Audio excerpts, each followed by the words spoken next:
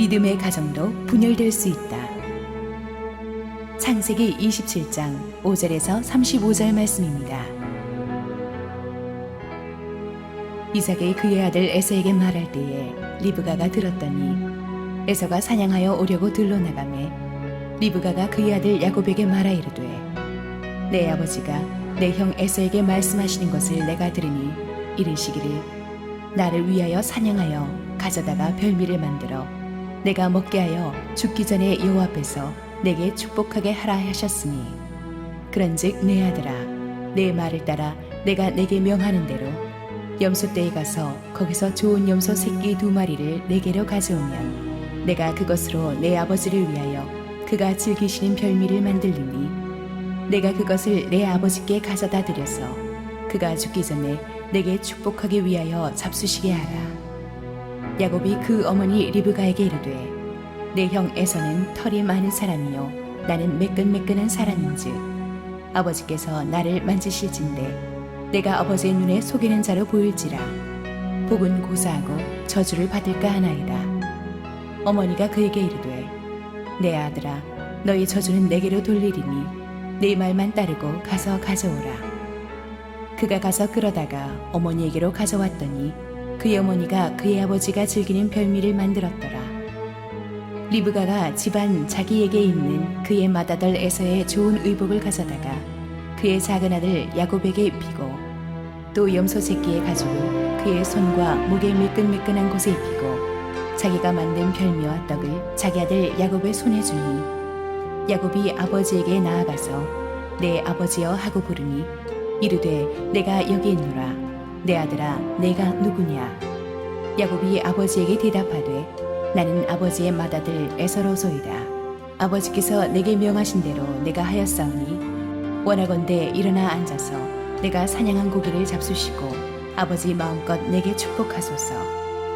이삭이 그의 아들에게 이르되 내 아들아 내가 어떻게 이같이 속히 잡았느냐.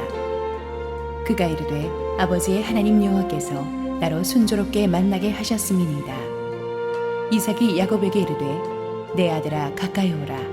내가 과연 내 아들 에서인지 아닌지 내가 너를 만져보려 하노라.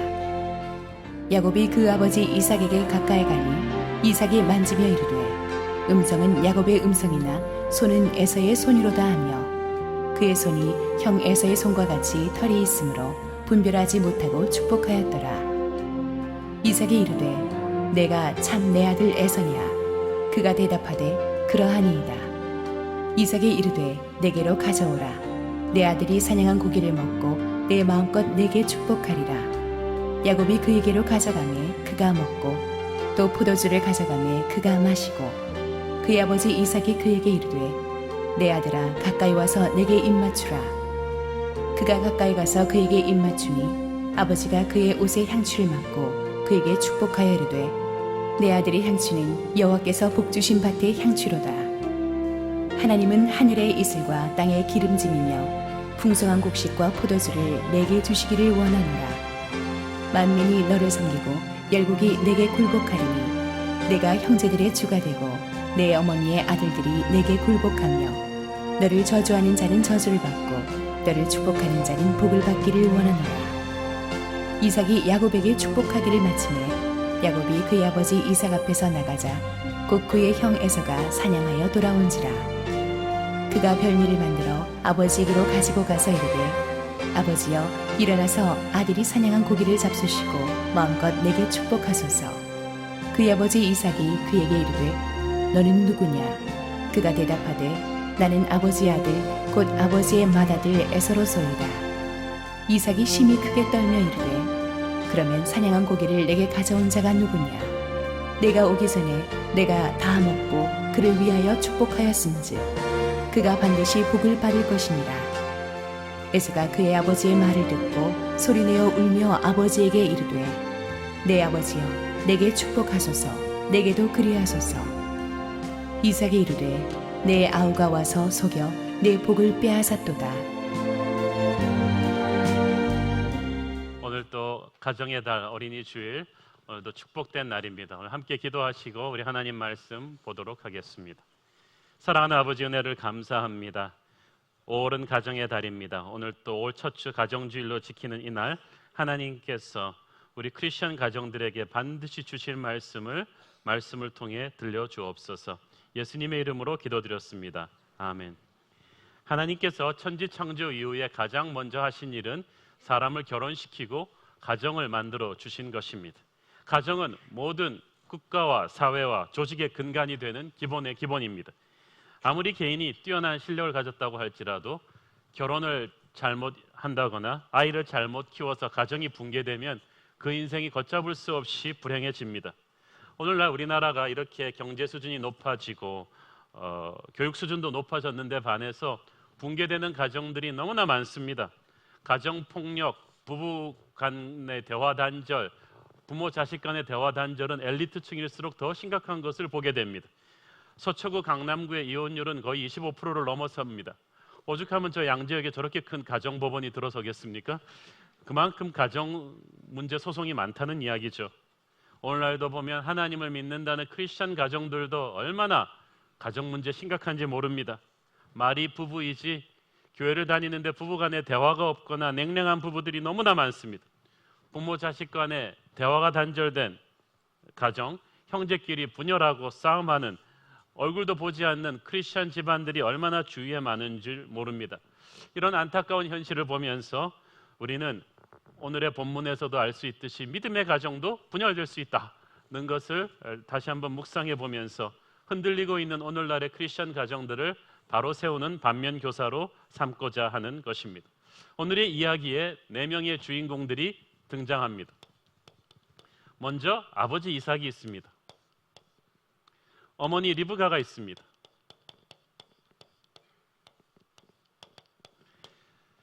그런데 그리고 이 이삭과 리브가 사이에서 난 쌍둥이 형제가 바로 이제 에서가 있고 야곱이 있는 겁니다. 그런데 우리가 오늘의 사건을 27장의 본문을 이해하기 위해서는 이 이삭과 리브가 엄마 아빠의 그 성향을 조금 배경을 분석할 필요가 있습니다. 자, 이삭이 누구 아들이죠? 예. 성은 아의 이름은 브라함. 아브라함이 몇 살 때 이삭을 낳았습니까? 100살에 낳았어요. 25년을 기도해서 낳은 아들이란 말이에요. 얼마나 귀하게 키웠겠어요. 자, 그런데 귀하게 키웠는데 이미 태어난 이복형 이스마엘이 있었단 말이죠. 이스마엘은 자기가 후계자가 될 줄 알았는데 이삭이 태어나는 바람에 이삭을 갖다가 막 구박한 거예요. 그래서 안 보는데 쥐어박고 학교 폭력하고 왕따하고 악플 올리고 그래가지고 이삭이 형한테 구박받아가지고 정신적 트라우마가 심했어요. 그래가지고 그 어머니 사라가 이복형을 또 쫓아냈었잖아요. 그렇게 이삭이 어렸을 때부터 주눅이 들었는데 20대 청년이 되었을 때 아버지가 어느 날 어디 가자는 거예요. 제사 드리러 가자, 예배 드리러 가자. 그래갖고 모리아산으로 그냥 오랜만에 아버지와 함께 아빠와 아들의 신나는 여행. 그래가지고 그냥 간 거예요. 쫙 갔는데 낌새가 이상해, 아버지 표정이. 그러더니 모리아산에 딱 가니까 시카를 딱 꺼내더니 누워. 하나님께서 너를 제사 드리라고 하신다. 그리고 진짜로 죽이려고 그랬잖아요. 근데 하나님의 개입으로 다행히 그날 안 죽이고 살아났는데 우리는 그 사건이 믿음의 조상 아브라함의 아들을 바치는 그 결단, 그 순종 그러면서 믿음의 조상 아브라함을 칭찬하는 사건이지만 이삭의 입장에서는 이게 아버지요? 시카를 들고 20살 난 청년 이제 아버지가 자기 대학 보내주고 장가 보내주고 이래야 되는데 시카를 들고 아버지가 자기를 죽이려 했단 말이죠. 아마 정신과 의사들한테 이걸 물어보면 이건 완전히 평생 가는 정신적 트라우마입니다. 그래서 이 이삭은요 아버지가 무서운 거예요. 카리스마적인 아버지 아브라함에 눌려가지고 살다 보니까 이삭이 소심해요. 너무나 여리고 소심하고 부딪히기를 싫어하는 성격이 돼버렸어요. 그래서 나중에 이삭은 자기가 족장이 되었을 때도 자기가 판 우물을 남이 와서 뺏어도요 가지령 그리고 가서 또 딴 거 또 파고 또 딴 거 또 파고 싸우지도 않아요. 그렇게 도망가는 굉장히 소심한 사람이었어요.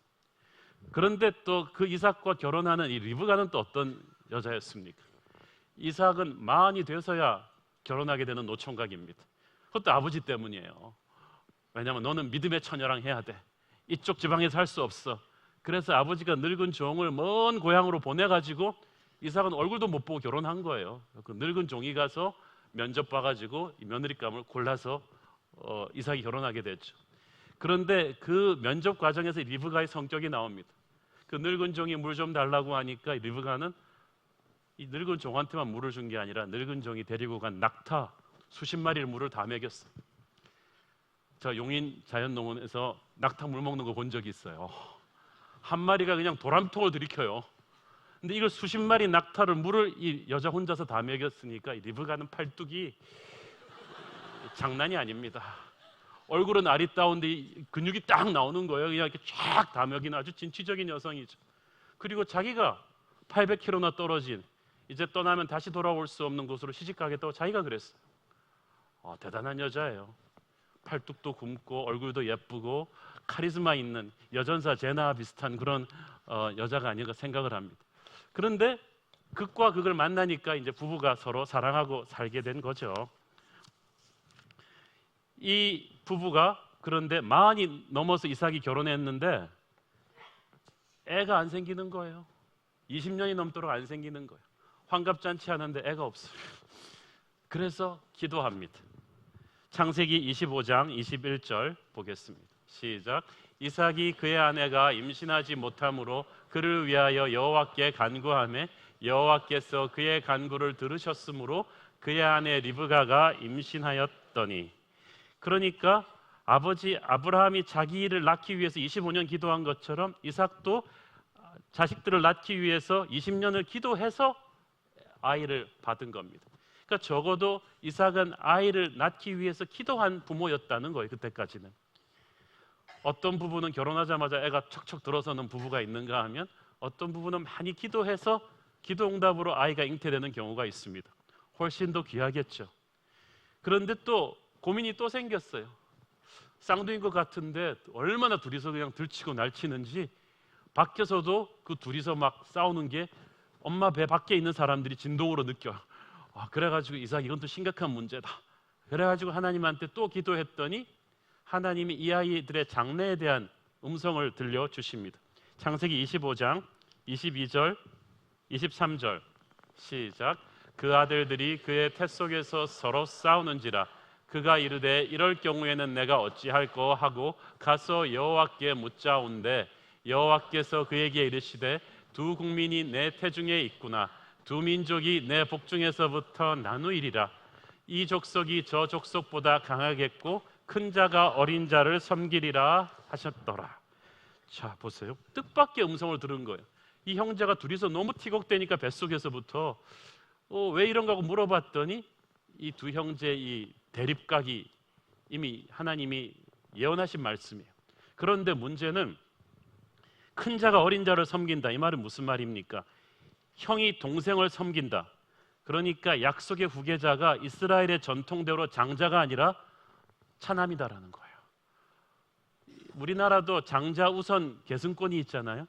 근데 히브리 문화는 더 그랬거든요. 처음으로 하나님께서 이 순서를 바꿔버리신 거예요. 그러니까 이 이삭이 이 순간에 멘붕이 왔을 거예요. 이삭은 멘붕이 많이 온 사람이에요. 어렸을 때 아버지가 칼 들고 죽이려고 그랬을 때도 멘붕이 왔는데 이번에도 멘붕이에요. 어떻게 이런 일이? 그리고 고민을 하면서 아이를 낳았을 것입니다. 그런데 정말 이 에서와 야곱 두 쌍둥이 형제는 태어나면서부터 확연히 다른 길을 가게 됩니다. 창세기 25장 24절 28절 시작. 그 해산 기한이 찬즉 태 쌍둥이가 있었는데 먼저 나온 자는 붉고 전신이 털옷 같아서 이름을 에서라 하였고 후에 나온 아우는 손으로 에서의 발꿈치를 잡았으므로 그 이름을 야곱이라 하였으며 리브가가 그들을 낳을 때에 이삭이 60세였더라. 그 아이들이 장성함에 에서는 익숙한 사냥꾼이었으므로 들사람이 되고 야곱은 조용한 사람이었으므로 장막에 거주하니 이삭은 에서가 사냥한 고기를 좋아하므로 그를 사랑하고 리브가는 야곱을 사랑하였더라. 자, 보세요. 자, 많은 사람들이 하나님의 뜻이 모르겠다고 하는데 실은 하나님은 이미 뜻을 알려주셨어요. 근데 왜 모를까요? 알려주신 하나님의 뜻이 자기 마음에 안 들어. 동의할 수가 없는 거예요. 이삭은 분명히 하나님의 음성으로 약속의 후계자가 에서가 아니라 야곱이라는 것을 알았는데 키워보니까 이게 아닌 것 같단 말이죠. 왜냐하면 에서는 영웅이에요. 태어나면서부터. 그 당시는 전투적인 문화이기 때문에 족장으로 부족을 이끌려면은 에서 같아야 돼요. 이 허라큘레스 같은 괴력에다가 카리스마 있는 리더십, 그리고 풍채부터 딱 보면 에서는 리더감이란 말이죠. 특히 사람은 반대에 끌리게 돼 있잖아요. 이삭은 평생 소심한 남자였어요. 아버지 아브라함의 카리스마에 꽉 눌려 살다가 아들을 낳아 보니까 아들은 자기랑 반대야. 아버지의 못다한 꿈을 이룰 만한 인물이란 말이죠. 에서는 사나이란 말이에요. 그래, 너는 아버지처럼 소심한 사람이 돼서는 안 돼. 바로 네가 영웅이구나. 그러면서 생각한 거예요. 하나님이 실수하신 게 아닐까? 왜냐하면 집에만 있는 저 나약한 야곱이 후계자가 되면 내 다음 때 우리 부족을 다른 족속들이 잡아먹으려고 들 거야. 적어도 남이 깔볼 수 없는 내 후계자가 되려면 적어도 에서 정도의 풍채와 실력은 돼야 되지 않겠어? 그러니까 이삭은 하나님의 뜻이 무엇인지는 알았지만 제가 감정적으로 동의할 수가 없었어요. 그래서 에서를 편애합니다. 한편 어머니 리브가는 아까도 말씀드렸듯이 팔에 근육이 박힌 여장부예요.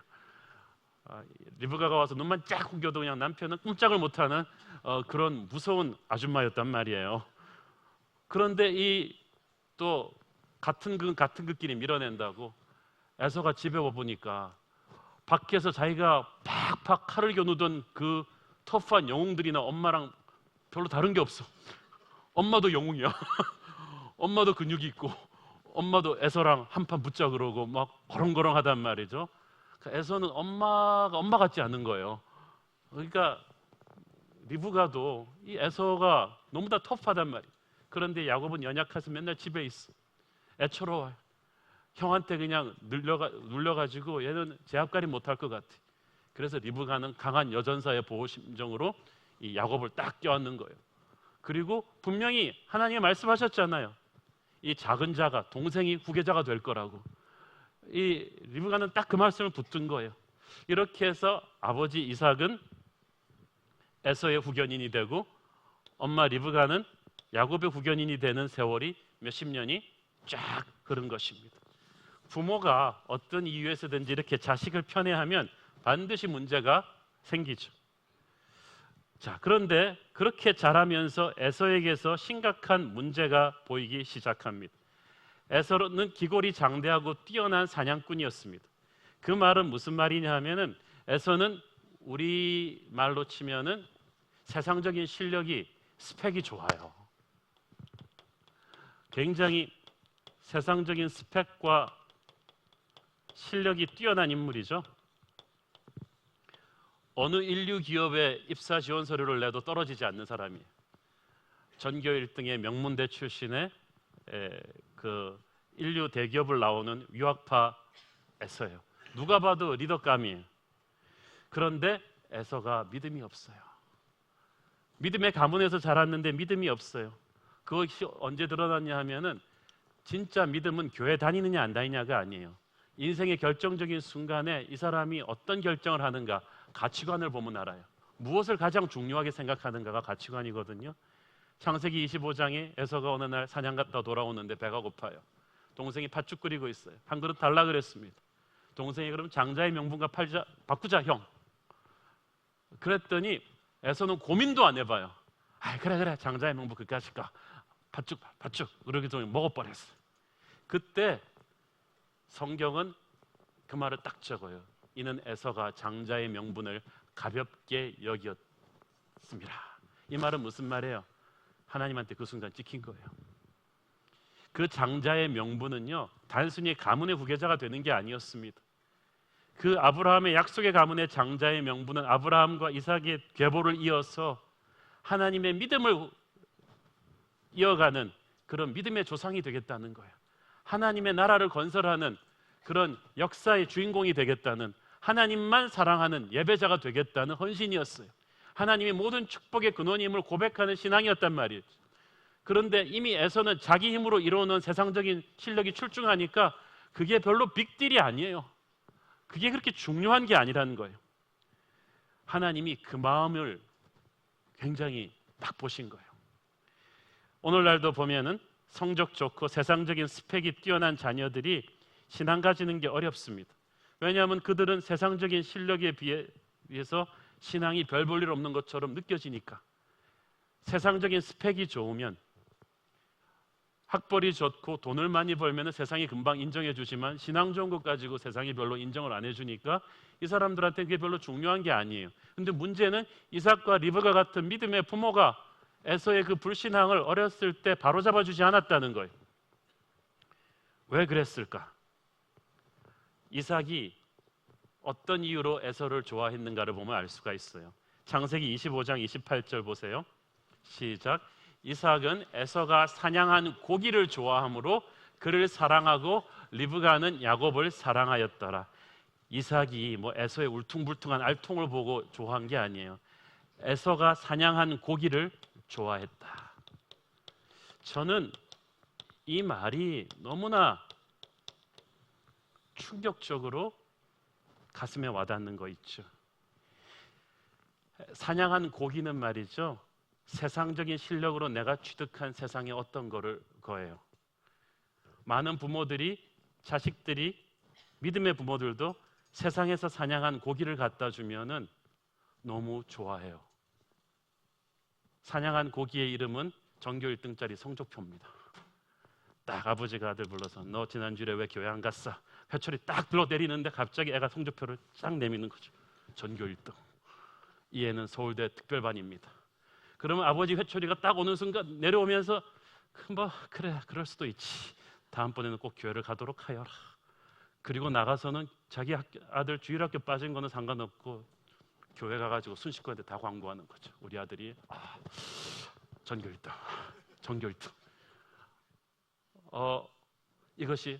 이걸 보면서 아들은 뭘 느낍니까? 아버지가 겉으로는 장로고 목사고 교회 가라 그러지만 눈치가 빤하죠. 아버지가 사냥한 고기만 성적표만 갖다 주면은 노 프로블럼이군. 문제가 없구나.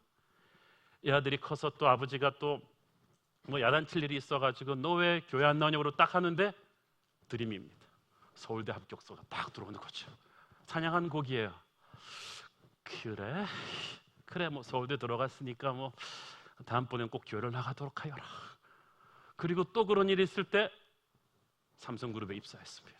그래 그 삼성이 얼마나 바쁜 데인데 그래 주일날 좀 빠질 수 있지 뭐. 그리고 뭐 또 야단치려 그러면 아버지 힘드시죠? BMW 차를 사드리겠습니다. 사냥한 고기예요. 그래 너 다음번엔 꼭 교회 나가라. 사냥한 고기를 받아 잡술 때마다 부모는 점점 말과 눈빛이 달라져요. 자식이 그걸 안 보겠어요. 아버지가 입으로는 교회 나가라 그러는데 사냥한 고기만 갖다 주면 아버지는 그냥 황홀해가지고 어쩔 줄을 모르는 거지. 여러분도 그런 자녀 좋아하잖아요. 당장 자녀의 믿음은 안 보이는데 이 아이가 교회는 잘 안 나가지만 가서 전교 1등 해오고 서울대 가지고 삼성그룹 들어가지고 뭐 이렇게 막 차도 사주고 집도 사주고 그러는데 어느 부모가, 어느 믿음이 좋은 부모가 그 아이에게 아들아 그건 필요 없다. 내가 중요한 건 너의 신앙이란다. 아버지는 아파트 넓은 풍설 안 옮겨줘도 돼. 나는 네가 하나님 만났으면 좋겠어 라고 눈물과 사랑으로 하나님의 신앙을 최우선 순위로 가르칠 부모가 이 중에 몇 명이나 되겠습니까? 제가 볼 때는 10%도 안 됩니다. 그것이 오늘날 크리스천 가정의 잘못된 자녀 교육의 현실입니다. 우리는 사냥한 고기에 취한다니까요. 그래서 그 눈빛을 보면서 이삭은 에서에게 영적인 권위를 잃어버린 거야. 오늘날 많은 크리스천 부모들이 교회는 다니지만 세상적인 가치관으로 딱 살기 때문에 우리 아버지는 학교 성적표만 잘 받아오면 문제 없어. 우리 아버지는 좋은 회사만 들어가면 좋은 집만 사드리면 문제 없어 라고 자녀의 머릿속에 여러분의 잘못된 가치관이, 이중적인 가치관이 각인되지는 않았나요? 그러니까 이삭은 지금 에서한테 영적인 권위 없습니다. 이미 이 에서의 세속적인 가치관에 극명하게 드러난 것이 바로 그의 결혼입니다. 사람이 결혼하는 거 보면 그 사람의 진짜 신앙을 알 수가 있어요. 창세기 26장 34절 35절 보세요. 시작. 에서가 40세에 헷족 속 부에라의 딸 유딧과 헷족 속 엘론의 딸 바스맛을 아내로 맞이하였더니 그들이 이삭과 리브가의 마음에 근심이 되었더라. 에서가 장가를 가는데 헷 족속이에요. 우상 숭배하는 족속이에요. 음란한 족속이에요. 폭력적인 족속이에요. 하나님을 안 믿는 족속이에요. 그런데 여자들이 예뻐.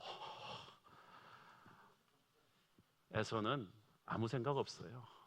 그냥 결혼한 거예요. 그런데 이것을 이삭과 리브가가 막지를 못했어요. 그런데 들어와 보니까 마음에 근심이 되었다는 거예요. 왜냐하면은 이제 아들이 언젠가는 하나님께 돌아올 줄 알았는데 결혼까지 이렇게 하고 나니까 여자들이 완전히 우상들 다 갖고 들어왔네. 그 집안에 어디 가든지 예배하던 믿음의 집안에 갑자기 우상이 막 들어오기 시작하는 거예요. 음란 파티가 막 일어나는 거예요. 근심하기 시작했어요. 그런데 왜 이 결혼을 막지 못했는가? 제가 볼 때는요, 사냥한 고기를 좋아했던 이삭의 마인드가 좀 계속된 거예요. 해족속이 부자거든요. 오면서 예단을 바리바리 해왔겠죠. 잘 나가는 가문이겠죠. 족장의 가문이겠죠. 그러니까 아버지가 너 어떻게 예수 안 믿는 애랑 결혼할 수 있네 그러는데 갑자기 아들이 아버지 왜 그러세요? 며느리가 벤츠차를 바치네요. 예단입니다. 그 아버지의 손이 확 올라가. 벤츠가 왔단 말이지. 그래 며느리 다음 기회에는 꼭 교회를 다니도록 해라. 그리고 넘어가는 거야. 안 그랬겠어요? 사냥한 고기를 좋아하는 이삭이. 똑같은 상황이에요. 오늘날 얼마나 많은 크리스천 부모들이 돈 잘 버는 집안의 딸이 예수를 안 믿어요. 좋은 예단 해오고 명문 가고 아들한테 사무실 차려주고 집 사주는데 거기서 이 아들이 야 아무리 그래도 믿음의 여인과 결혼해야 되지 않겠니 하면서 진실하게 말할 수 있는 크리스천 부모가 이 나라 교회에 몇 명이나 됩니까? 우리 중에도 많이 없을걸요. 결혼 문제를 아무 말도 못하고 물러났어요. 사랑하는 여러분, 에서는 거침없는 사람이에요. 이 사람은 세상적으로 사냥한 고기가 많아요. 명문대 나오고 좋은 직장 취직하고 거침없이 뻗어나가는 그에게, 자기 실력과 매력에 도취되는 그에게 하나님을 믿는 신앙은 부모가 하니까 간신히 그냥 묻고 하는 정도지 그렇게 중요한 게 아니었어요. 에서의 인생 메뉴에서 하나님이 없는 거예요. 그랬더니 하나님의 메뉴에서 에서를 지워버렸어요. 하나님을 버린 너희를 하나님이 버릴 건가?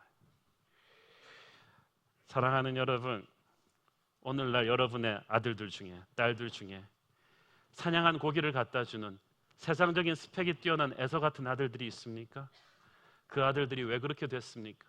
여러분은 왜 방치하고 있습니까? 혹시 여러분이 입으로는 교회 나가라 그러면서도 그 아이가 사냥한 고기만 가져오면, 학교 성적표만 잘 받아오면, 그리고 세상적인 실력만 갖추면 그냥 유야무야 넘어갔기 때문은 아닌가요? 그러다가 점점 에서가 커지니까 나중에는 에서가 두려워서 아무 말도 못합니다. 부모의 영적 권위는 그렇게 땅에 떨어진 거예요. 그리고 세월이 흐릅니다. 그리고 오늘의 본문인 창세기 27장의 사건이 터진 거예요. 여러분, 왜 제가 이 배경 설명을 이렇게 오래 드리냐 하면요, 이 배경을 이해를 해야 왜 창세기 27장에 이런 일이 터졌는지를 여러분이 감지할 수가 있어요. 이때 세월이 흘러서 이삭이, 오늘 이 창세기 27장에서 이삭의 나이가 137세입니다. 그러면 60세 에서와 야곱을 낳았으니까 이 아저씨들은 지금 몇 살이에요? 77세예요. 우리 어렸을 때 주일학교 그림 동화 같은 거 보면은 이때 에서와 야곱이 티네이저로 나오는데 아니에요. 지금 이삭은 눈이 잘 안 보이는 할아버지 이러고 있고, 에서와 야곱도 지금 뭐 허리가 휘면서 막 이렇게 와서 축복받는, 그리고 야곱은 아직 장가도 안 갔네 아직. 자, 그런데 문제는 아버지 이삭이 이렇게 왜 그런지 모르는데 갑자기 자기가 늙었다고 생각했어요. 137세가 돼서가지고. 그래가지고 내가 이제 시간이 얼마 남지 않았으니까 후계자 문제를 매듭지어야겠다. 약속의 후계자를 선포하는 이 장자를 선포하는 이 예식은 사실은 모든 사람을 모아놓고 해야 되는데, 갑자기 이삭이 이상한 영감이 와가지고 밤에 에서만 몰래 딱 부른 거예요. 아들아, 후계자 임명 시간이 되었는데 내가 between you and me, 너하고 나하고만 하자. 이게 예민한 문제니까 니네 엄마 알면 큰일 난다. 그래서 그런데 사냥한 고기 한 번만 더 갖고 와라. 이게 치사하게 뭡니까? 사냥한 고기. 평생 이삭의 영적인 권위를 떨어뜨렸던 사냥한 고기. 이 말은 뭐냐면, 아들아, 그 지난번에 사준 BMW 차를 좀 바꿔줄래? 새로운 차로 좀 바꿔줄래? 이렇게 한 거예요. 이미 아버지의 영적 권위는 없어요. 그랬더니 에서가 딱 감 잡았어요. 아, 그래, 차 한 대만 더 주면 뭐 아버지의 축복을 가져올 수 있는데, 그리고 그냥 확 나가서 사냥하러 간 거예요. 자, 이삭은요, 왜 이런 편법을 썼냐 하면, 이 사람은 아까 말씀드렸듯이 소심한 사람이에요. 부인이 무서워. 괜히 이 이야기, 축복권 문제 리브가한테 했다가 본전도 못 찾을 것 같이 두렵단 말이죠. 그렇지만 또 어렸을 때부터 워낙 에서를 편애했는데다가 에서가 세상적으로 결혼하고 하긴 했지만은 그래도 어렸을 때 가졌던 그런 좋은 감정을 하루아침에 버릴 수는 없는 데다가 이제는 에서가 무서워요. 용서가 된 에서가 무서워요. 이 에서를 후계자로 세우지 않았다가 어떤 보복을 당할지 모르겠단 말이죠. 그래서 빨리 자기 더 늙기 전에 공식적으로 임명해 주고 자기의 편한 노후를 보장받으려고 했을 것입니다. 한편 야곱을 지지하는 아내도 무섭고, 그래서 몰래 이 일을 갖다가 빨리 진행하고 싶었던 거예요. 이삭은 그런데 가장이잖아요. 영적인 지도자잖아요. 온유한 건 좋은데 지도자가 이렇게 우유부단하면 안 되거든요. 특별히 하나님의 뜻이 관여된 이 상황 속에서 하나님의 뜻은 야곱을 후계자로 세우는 것인데 자기 마음이 에서에게 있으면 아무리 힘들어도 아내 리브가란 걸 의논을 해야죠. 영적 가장으로서. 아무리 아내가 두렵다고는 쳐도 사실 40살 넘은 남자 중에 아내가 두렵지 않은 사람이 이 자리에 있습니까? 남자들 안 웃잖아요. 이게 심각한 얘기예요. 그렇지만 가장으로서 이것을 우리 가정 예배 드립시다. 우리 후계자 문제 중요한 문제니까 기도합시다 라고 오픈 테이블에 놔야 되는데 이삭은 이것을 뒤에서 몰래 빨리 하려고 한 거예요. 여러분이 하는 일이 정말 정당하다면 떳떳하게 하시고 시간을 들여서 하십시오. 몰래 하고 빨리 한다. 이것은 어둠의 권세의 전법이에요. 깜짝쇼. 북한이 잘 쓰는 전법이죠. 이 2절을 보니까 이삭이 에서를 불렀을 때 말하기를 내가 이제 늙어 어느 날 죽을지 알지 못하느니. 이것도 참 과장이 많아요. 이삭은 그러고도 40년을 더 사셨어요. 난 나이 드신 분들이 내가 이제 늙어 죽게 되었사오니 그러면서 비타민도 챙겨 드시고 영양제도 챙겨 드시면서 오래 사세요. 여러분, 내가 늙어 죽게 되었다고 말하지 마세요. 수명은 하나님께 있는데 왜 여러분이 그렇게 말하세요? 뭐 여러분 다른 심내를 가지고 그렇게 말씀하시는 거예요?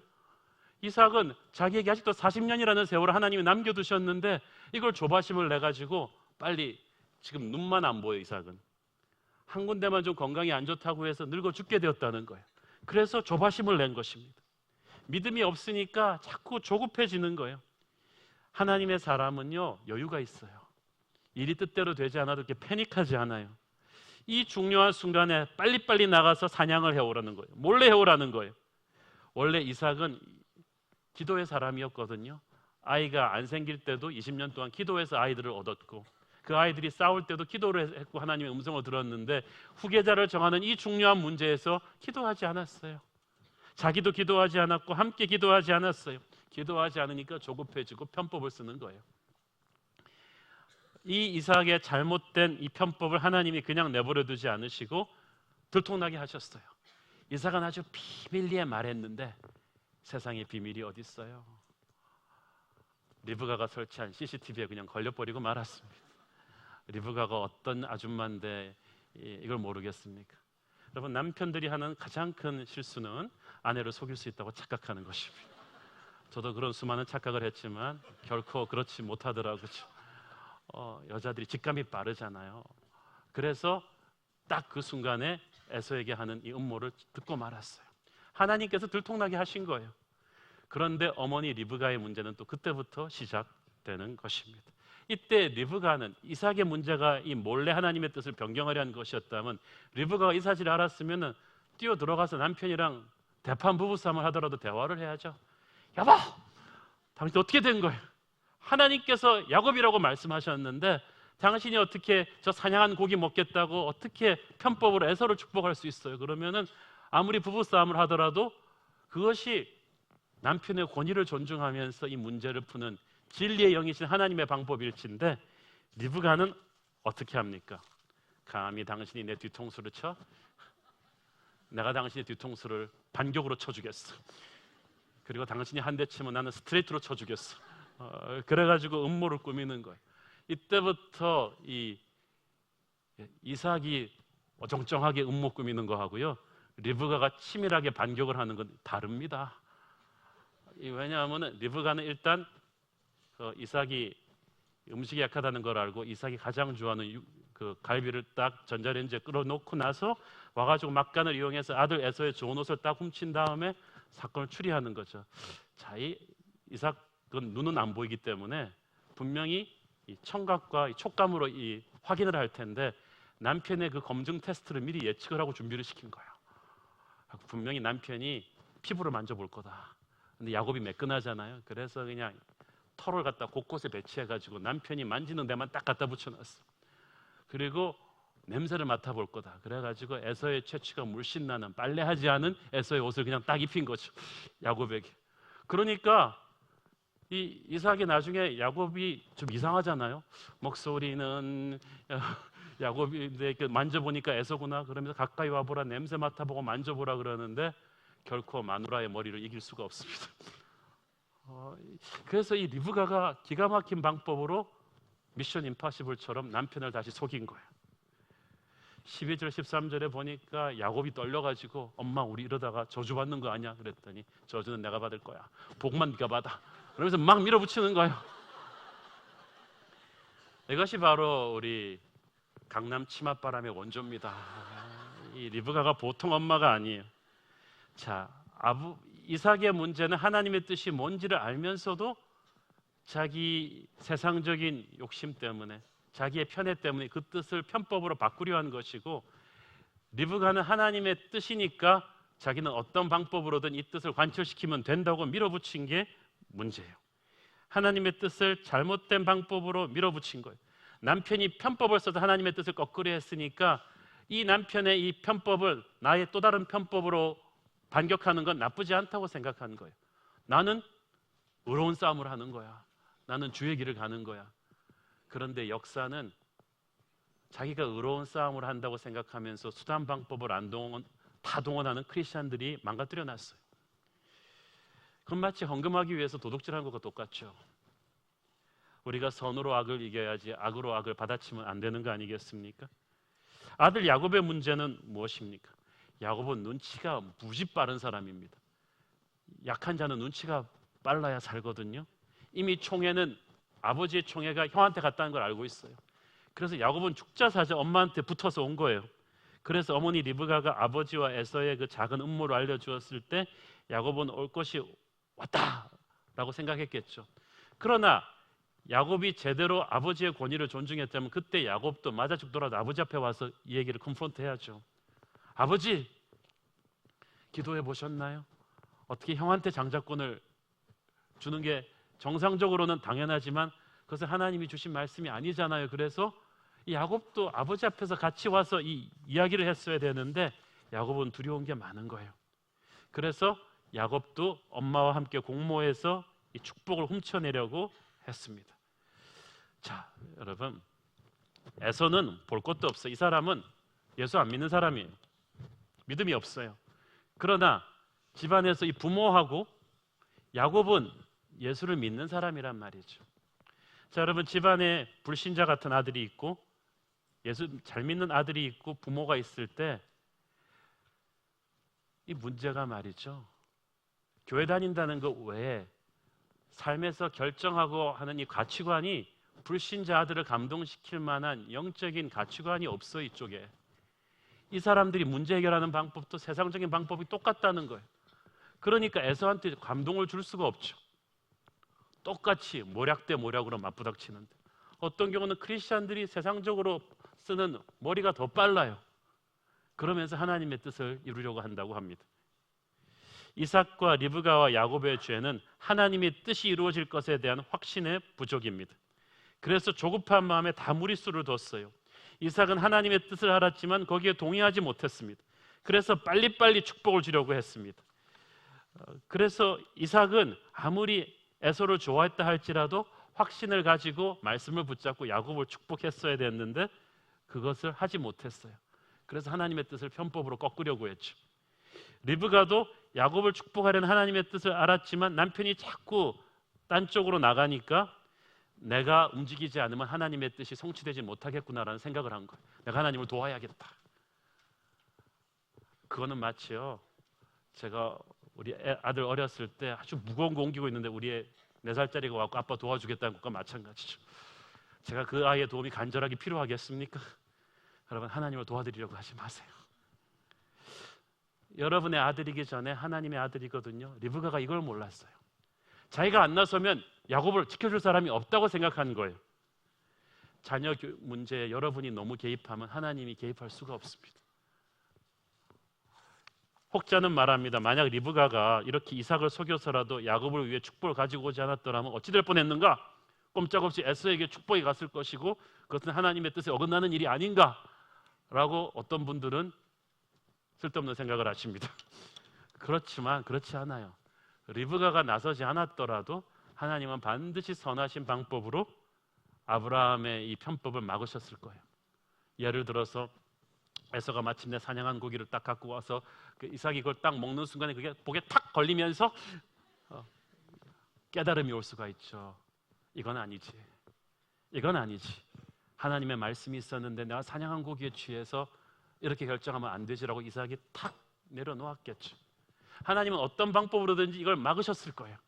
문제는 리브가는 자기가 막아야 된다고 생각한 거예요. 야곱도 마찬가지예요. 어차피 하나님이 예비하신 축복은 그를 위한 것이에요. 야곱이 잘나서 온 것이 아니라 하나님의 은혜의 선택으로 온 것이기 때문에 야곱은 믿고 기다렸어야 했어요.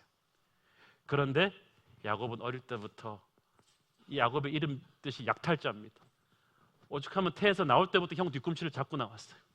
어떻게든지 형을 속여서 자기가 이걸 억지로 빼앗지 않으면 힘으로는 안 된다는 걸 아는 거예요. 그래서 어렸을 때부터 계속 형을 속일 생각만 했어요. 하나님의 살아계심에 대한 확신이 부족해요. 축복을 받는데 너무 집착한 나머지 정직함을 잃어버렸던 거예요. 이것이 많은 크리스찬들이 하는 실수입니다. 새 가족 다, 크리스찬들이 다 너무 조급해요. 하나님의 뜻을 알면서도 그 뜻을 인간적인 방법으로 이루려다 보니까 문제가 더 악화되는 거죠. 너희는 잠잠히 있어 주가 하나님 됨 알지어다. 이걸 모르는 거예요. 그래서 그들이 자초한 고통은 가정의 붕괴입니다. 찰떡 같았던 가정이 콩가루가 되는 것이 순식간입니다. 그때 에서가 돌아와서 이 모든 것이 탄로났을 때 이삭은 심히 떨었다고 되어 있습니다. 이것은 에서가 무서워서 떤 게 아닙니다.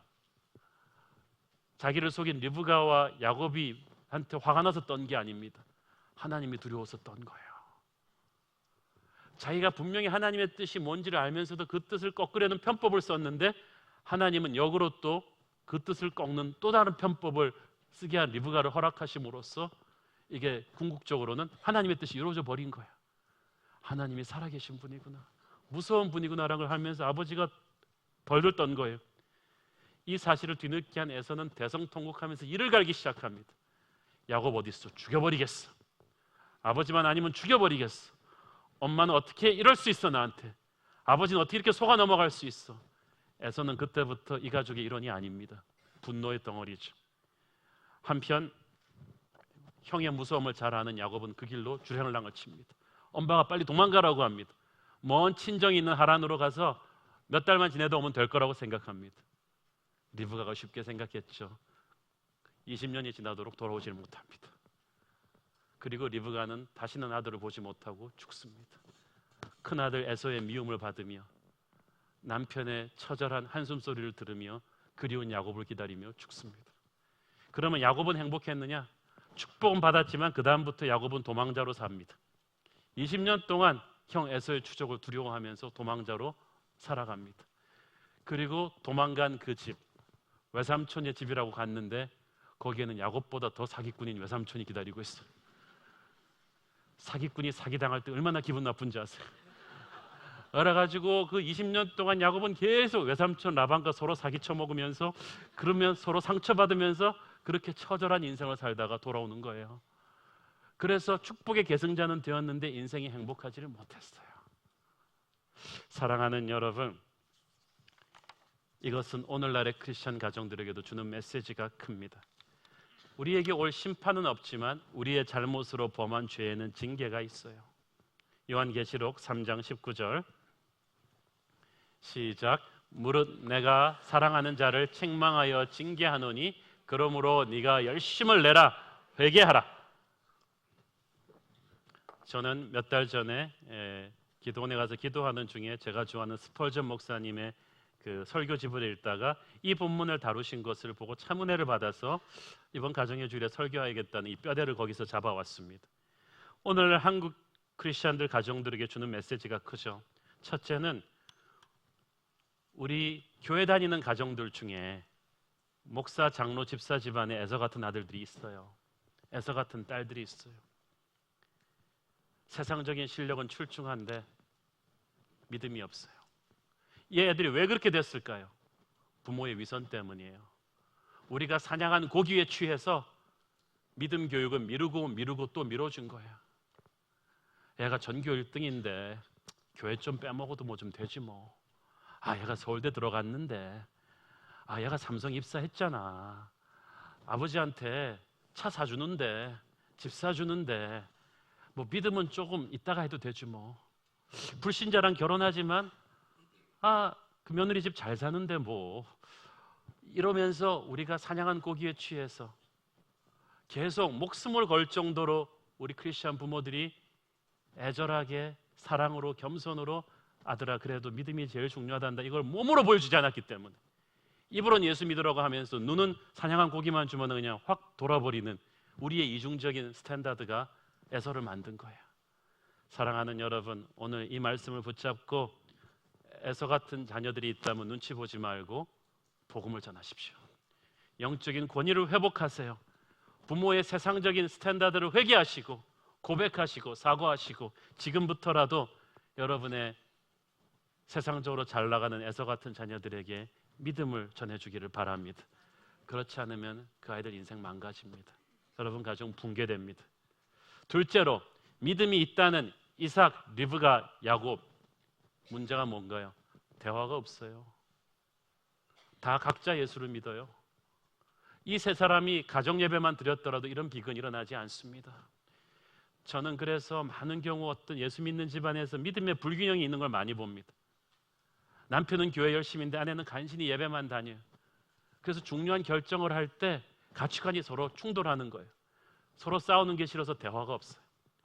부부간에 살면서도 그렇게 남남처럼 사는 교회 다니는 파괴된 부부관계의 부부들이 얼마나 많습니까? 저는 여러분이 교회를 줄여도 좋으니까 가서 가정예배 드리기를 바랍니다. 손잡고 기도하고 잘못을 회개하고 서로 사랑하기를 바랍니다. 그리고 자식 교육 리브가처럼 시키지 마세요. 저주는 내가 받을 테니까 편법을 쓰더라도 넌 복을 받아야 돼. SAT 시험 문제를 유출해서라도 너는 붙어야 돼. 이런 부모들이 한국에 많아요. 잘못된 가치관을 전수하지 마십시오. 믿음의 집안도 이렇게 하면 분열되는 거예요. 사랑하는 여러분, 여러분 가정의 예배를 회복하기를 바랍니다. 믿음의 공통 부모를 회복하기를 바랍니다. 저는 그래서 새로운 교회 성도들이 자기만 은혜 받는 게 아니라 부부간에 같이 은혜 받고 그 은혜 받은 걸 같이 공유할 수 있고 어떤 문제가 나와도 정직하게 주님 앞에 예배로 기도로 풀 수 있는 그런 속까지 진실한 크리스천이 되기를 바랍니다. 그리고 여러분과 여러분의 자녀들도 마찬가지예요. 오늘 다니엘 김 선교사님 특별 집회 오늘 오후 4시에 또 자녀들 데리고 오는 분들도 많은데 참 감사한 일이죠. 하나님 안에서 우리는 돈이 아닌 믿음의 유산을 물려줘야 돼요.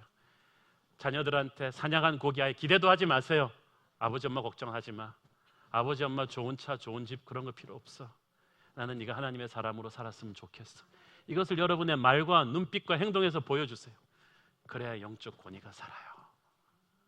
목사, 장로, 집사의 직분이 아이들한테 영적인 권위를 주는 게 아니라 아버지는 정말 믿음만을 제일 소중하게 생각하는구나. 내가 하나님을 사랑하는 걸 제일 소중하게 생각하는 것을 그 아이의 뼛속 깊이 느끼도록 그렇게 삶으로 보여주는 부모가 되기를 바랍니다. 여러분의 분열된 가정 회복되기를 바랍니다. 기도하겠습니다. 사랑하는 아버지 은혜를 감사합니다. 주님, 믿음의 가정도 분열될 수 있고 사탄이 늘 그렇게 유혹함을 우리가 압니다. 주님, 우리 가정에 에서 같은 아이가 있다면 우리를 용서하시고 그 아이가 하나님을 믿게 하여 주시옵소서. 우리 부모의 이중적인 스탠다드를 용서하여 주시고 오직 여호와만을 사랑하는 그런 가치관으로 우리 부부가 대화하고 예배드리고 우리 가정의 예배가 회복되며 우리 가정의 아버지와 자녀들이 다 하나님의 사람으로 바로 서게 하옵소서. 이것이 이 가정주일에 우리가 드리는 기도입니다. 예수님의 이름으로 기도했습니다. 아멘.